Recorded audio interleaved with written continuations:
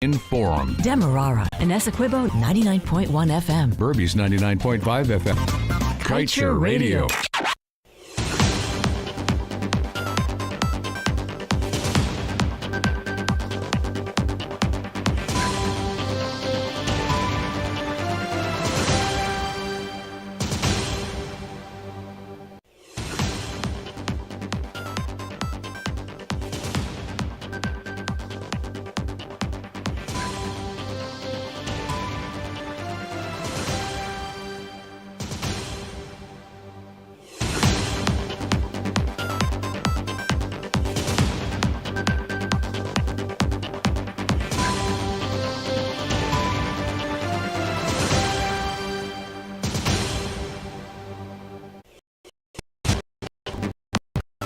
Hi, welcome to your main newscast on Kaieteur Radio 99.1 and 99.5 FM. My name is Josh Van Sleckman. Nigerian company said that no contributions were made since they started working with the company. This newscast contained CTLS, and a representative within the Human Resources Department said that the company is unaware of any such issues. The woman that this is news to her and has advised affected workers to come in to rectify any problems they may have. When asked if the company has made any payments to NIS on behalf of its employees, the representative said that it is confidential information and she cannot comment. CTLS has in 2020 set up shop in Ghana and has ties to a Nigerian company who has been linked to a $1.3 billion oil bribery scheme in Nigeria. Get the full details in today's Kaieteur News. We turn our attention to Budget 2023 debates. Poised as one of the largest oil producers per capita in the world, Guyana must up its game and cease managing the oil sector like mere novices. This is according to leader of the opposition, Aubrey Norton, who argued that steps must be taken to constantly scrutinize the spending of oil companies operating in the country, among other key measures. Norton made these and other points during his hour-long contribution to the 2023 budget debate yesterday in National Assembly. The opposition leader pointed out that the Parliamentary Selectoral Committee on Natural Resources must be constantly engaged, brainstorming to review legislations and regulations that govern the industry. More importantly, he urged that the Public Accounts Committee must keep the industry under close watch.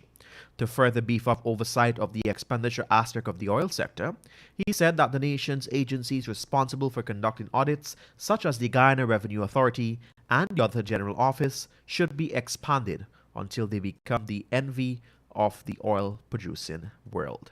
As he continued along his presentation, Norton told the House that Guyana should be conducting its own analysis on estimates for oil prices, the number of lifts the country is estimated to receive on account of the daily numbers, the number of possible oil finds in the year, and accounting for the number of exploration activities, as well as their internal estimates of the probability of success.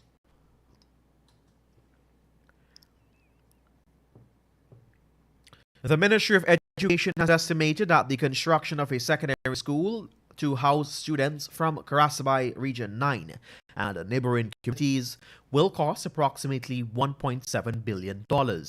This was revealed during the opening of tenders on Thursday at the National Procurement and Tender Administration Board office. The ministry had said that the construction of a secondary school in Karasabai is aimed at addressing the overcrowding of some secondary schools in Region 9. Kaieteur understands that currently Karasabai Secondary School is housed in the same building as the Karasabai Primary School. It is important to note that upon the completion of the new secondary school, it will not only benefit the students of Karasabai, but also other secondary school students. A dormitory will also be built. ExxonMobil Corporation's subsidiary, SOL Exploration and Production Ghana Limited, is set to kick off public meetings for 6 projects for January 30th to February 7th, 2023. EEPGL appears to be moving at breakneck speed with efforts to produce Ghana's sweet crude, despite the fact that it is yet to receive regulatory approvals for its 5th project. This 6th project the company is now racking ahead with will seek to develop active amounts of oil from the Whiptail discovery field in the Stabroek block. The sixth project is expected to cost approximately $12 billion, given its similarities to EEPGL's fifth project, which is set to cost Guyanese $12.6 billion. Kaieteur understands that in-person scoping meetings for the sixth project will be held across several parts of the country. This is Newscast on Kaieteur Radio 99.1 and 99.5 FM. When we return, local content law trapped at $700 million in Ghana last year, according to Natural Resources Minister. Man claiming to be a security guard arrested after found with illegal gun, and government must say if Liza 1 expenses are paid off, according to Opposition Member of Parliament David Patterson.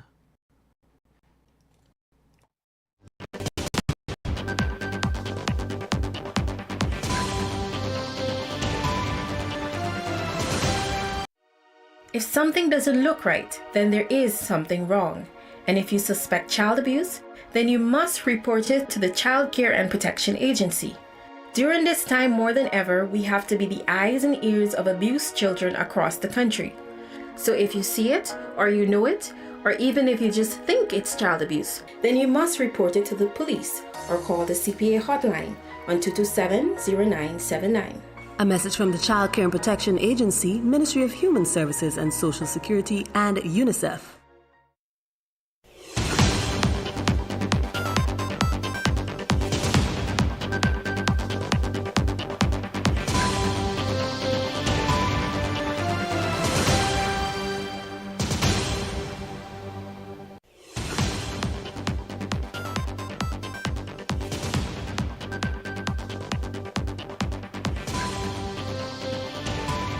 Welcome back. Thank you for joining us.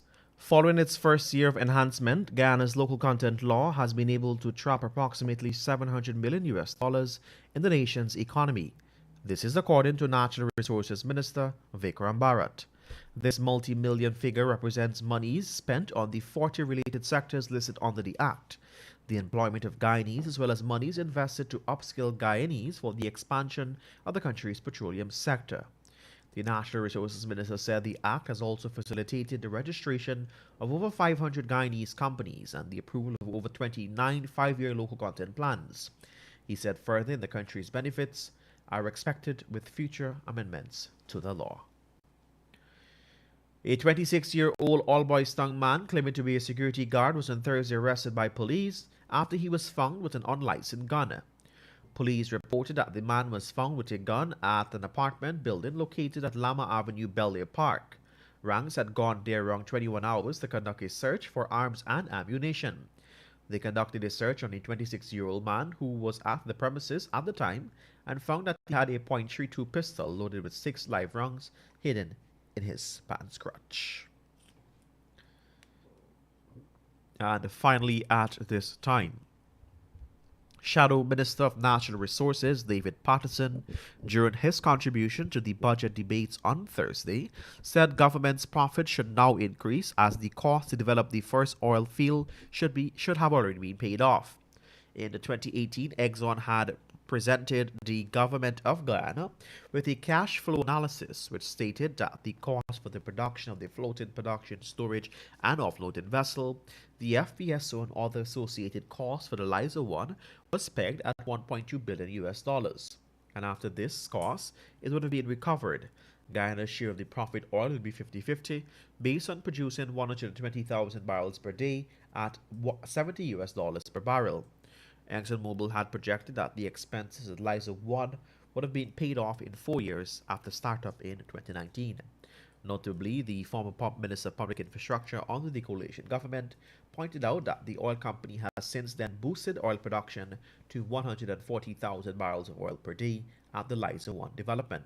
All while the average price per barrel has increased by 16%, he further noted that since the oil production has increased and the price per barrel has gone up by 16%, which is obviously a higher baseline, we are supposed to by now have been in the cost recovery 50-50 stage. Get the full details in today's Kaieteur News. And that brings us to the end for your news package for today, Saturday, January 28, 2023. I'm Joshua Van Slykeman on behalf of the news and technical team. Have a great remainder to your Saturday.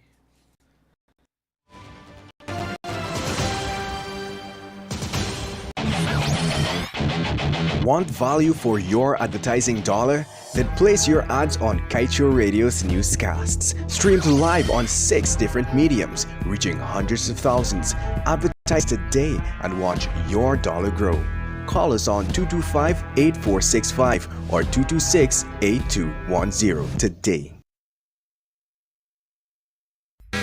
Boost your sales with BOGO offer. Get double the rate